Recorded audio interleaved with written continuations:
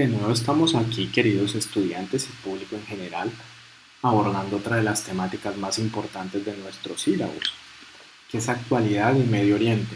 En otra de las cápsulas ustedes saben que pueden abordarlas en el orden que quieran, que para mí es un ejercicio supremamente importante como es el libro Rayuela de Julio Cortázar. Es decir, no existe una linealidad, hay que quitarnos como ese contexto, ese concepto, ese paradigma, ese precepto, sino tomar realmente el tema que nos guste, que queramos, porque como bien lo decimos, estamos a nivel de maestría y para las personas también que nos están escuchando y que están viendo esta presentación, importante también destacar que tengan la oportunidad de ver en diferentes contextos y de la manera que les parezca bien estos videos, estas cápsulas que las denomino yo. ¿Qué sucede? He tomado para este estudio varios textos, este libro que se llama Blood Year, The Rebuilding of Western Counter-Rims de David Kilcullen. David Kilcullen era un general que participó en la Guerra del Golfo de 1990 y que también estuvo en la Guerra de Afganistán, y en la portada vemos el grupo mal llamado Estado Islámico. Él, digamos, siendo un militar, eso es lo que hay que destacar, no es un periodista, no es un presidente, es una persona que ha estado en fuego cruzado. En este libro devela muy bien algunas claves donde él implementa y establece por qué Estados Unidos no ha tenido una buena relación con esta parte tan destacada del mundo. Una tesis bien interesante y es esta. Los países occidentales, varios en particular Estados Unidos, como era lo que les comentaba hace un par de segundos, ha tenido o cuenta hoy por hoy con una credibilidad internacional bastante disminuida. Y lo podemos notar en esta crisis del coronavirus, del COVID-19, con un presidente errático, con un presidente como Trump, que no ha querido declarar la emergencia nacional, cuando vemos que hoy por hoy Estados Unidos se convierte en el epicentro de la pandemia. Es algo que hay que destacar y es algo muy triste, y que han sido ya cerca de 17 estados los que han tomado por sí mismos una serie de medidas porque saben que necesitan blindarse. Es que la cifra no es nada menor, ya son cerca de 83.000 casos. Es algo que preocupa mucho al planeta y donde se ve muy bien, digamos, la terquedad y el personalismo desmedido de un, entre comillas, líder. Ese es otro de los aspectos que nos encontramos hoy por hoy en esta crisis de salud que nos tiene a cerca de 2.000 millones de personas en aislamiento. Y es que no encontramos unos liderazgos fuertes. Lo que se critica en países como España o como Italia es que las medidas tomadas fueron muy tardes, que el mismo Pedro Sánchez, líder español, permitió que el 8 de marzo se diera una gran movilización de mujeres por el Día de la Mujer. Eso está muy bien, pero obviamente ya España estaba en riesgo y eso llevó a que se hayan salido las medidas de control, que los médicos comenten hoy por hoy que en este ámbito sucede como la situación similar a la Segunda Guerra Mundial, es decir, quién vive y quién muere, lo cual preocupa muchísimo. Volviendo al tema, dice en esta tesis, no se enfrentaban a un enemigo tan grande, tan unido, capaz, experimentado y brutal en una región tan inestable, fragmentada, con tanta rivalidad política y tanto peligro de conflicto entre grandes potencias desde el 11 de septiembre. Se llevan más de 17 años de lucha antiterrorista. En este sentido, el próximo año, el 11 de septiembre, se conmemorarán 20 años del atentado de las Torres Gemelas y han sido miles de millones de dólares, para ser exactos. Entre el año 2001 y el 2011, Estados Unidos no invirtió, porque no fue inversión, sino gastó en la guerra de Afganistán, por ejemplo, Irak, cerca de 500.000 millones de dólares. Imagínense ustedes esa cifra.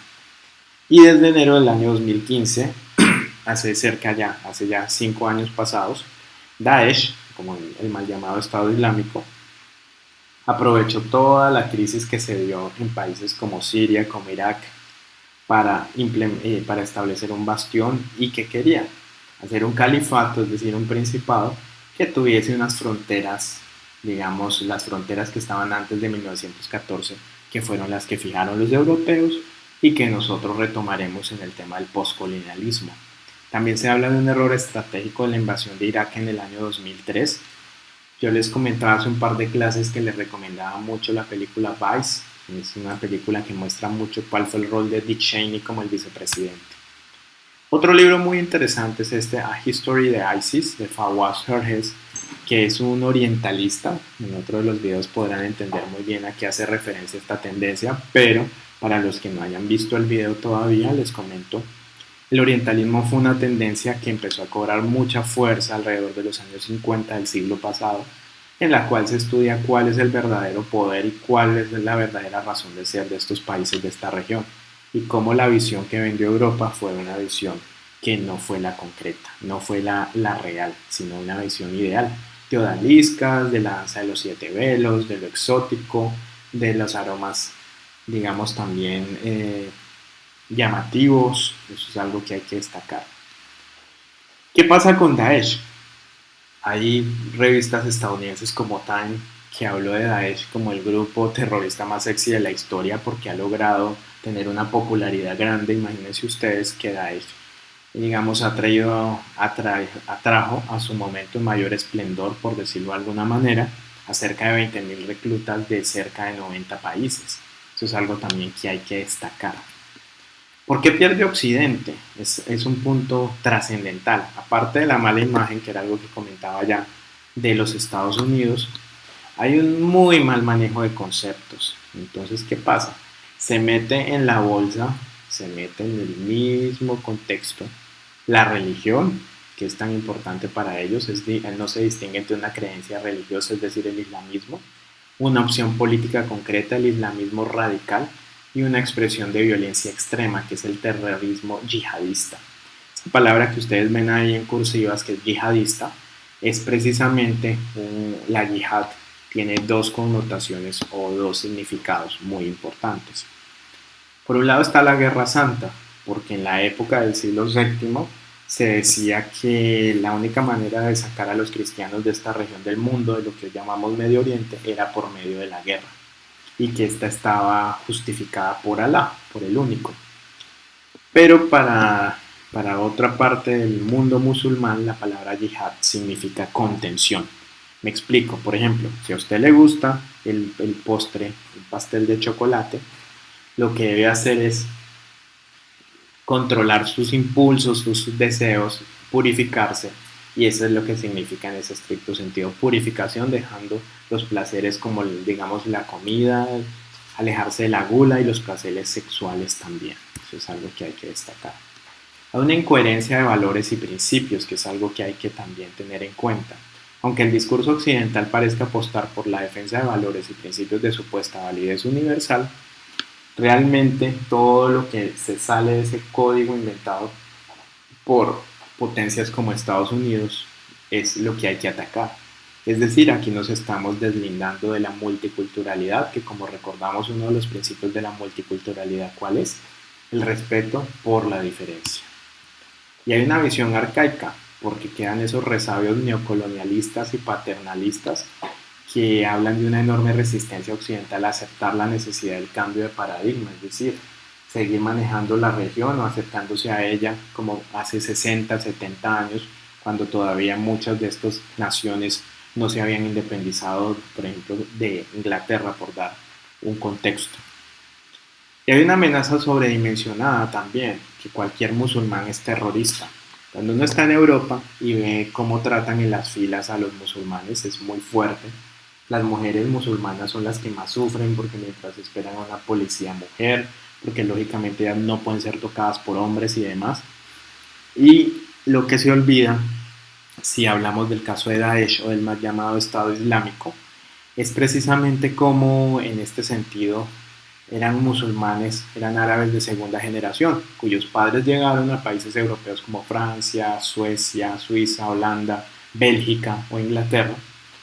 En los años 60, 70 ellos nacieron allá, pero realmente nunca lograron como formar parte de esta sociedad, hicieron su propio gueto y digamos fueron por eso estos hijos muy fáciles de convencer porque no se adaptaron ni adoptaron a estas prácticas, es algo que hay que decir. Y hay unos errores de respuesta. Nada de esto significa que el problema del yihadismo es muy serio, sí es cierto, pero lo que hace Estados Unidos también y Europa en su mayoría es actuar durante o frente a los países de esta región de forma unificada cuando cada uno tiene unas relaciones y una forma de ser tan diferente. Otro texto de Amin Maalouf, Las cruzadas vistas por los árabes, habla muy bien y estaba en otro de los videos que ustedes podrán escuchar y ver en cuanto a la presentación dentro del contexto de quién realmente comenzó esta guerra santa como fue vista. Occidente es visto por los árabes como una potencia dominadora. Gran Bretaña y Francia los colonizaron durante décadas y explotaron sus recursos naturales. Estados Unidos nunca terminó de ayudar a consolidar lo que pasaba en la región y recordemos que Estados Unidos es un aliado muy importante de los intereses de los judíos. Entonces, hay que reivindicarlo frente a todo lo que se conlleva este intenso momento de la historia. Las intervenciones de Afganistán e Irán durante el mandato de George W. Bush también fueron un retroceso considerado. Recordemos, por ejemplo, cómo se quemaban las banderas por parte de habitantes de países como Irak o como Afganistán. Y en los años 80 y hasta entrada la década de los 90, quien era el verdadero enemigo en la región era Saddam Hussein, el mandatario de Irak, pero pasó a ser en ese momento Bush, bajo el gobierno en este contexto, quien manejaba el gobierno de los Estados Unidos. Cuando llegó Obama, se pensó en una mejoría, aunque digamos en los últimos meses de su gobierno hubo cierto desgaste. Y lo que hemos visto en el gobierno de Trump, ya casi finalizando su primer mandato, vamos a ver qué pasa, porque varios analistas han dicho que con todo el mal manejo que se ha hecho del coronavirus del COVID-19 y las consecuencias realmente fuertes que van a tener en la economía, hemos visto la caída generalizada de la bolsa. La semana antepasada tuvo su peor semana desde el año 1987. Esta semana, hoy ya viernes, ha estado muy grave en todo el sentido por todo lo que se referencia o se relaciona con todo lo que se determina dentro de la mala planeación que se ha dado referente a esta pandemia ya tan grande. Y la percepción negativa ya es algo que ha calado, que se encuentra en el ADN. La globalización, entendida como occidentalización, es percibida como una amenaza para las tradiciones locales. Es decir, habitantes de países de Medio Oriente ven a los Estados Unidos como ese gran brazo que quiere volver a colonizarlos, es decir, hacer neocolonialismo. Y protegerse frente a una palabra que ahí tenemos en cursiva, que es Westoxicación, Westoxication, que es muy importante decirlo, es decir, una epidemia que podría venir desde Occidente y terminar por colonizarlos. Y una estrategia que muchos han dicho, ¿cuáles son los verdaderos gastos en contra del terrorismo?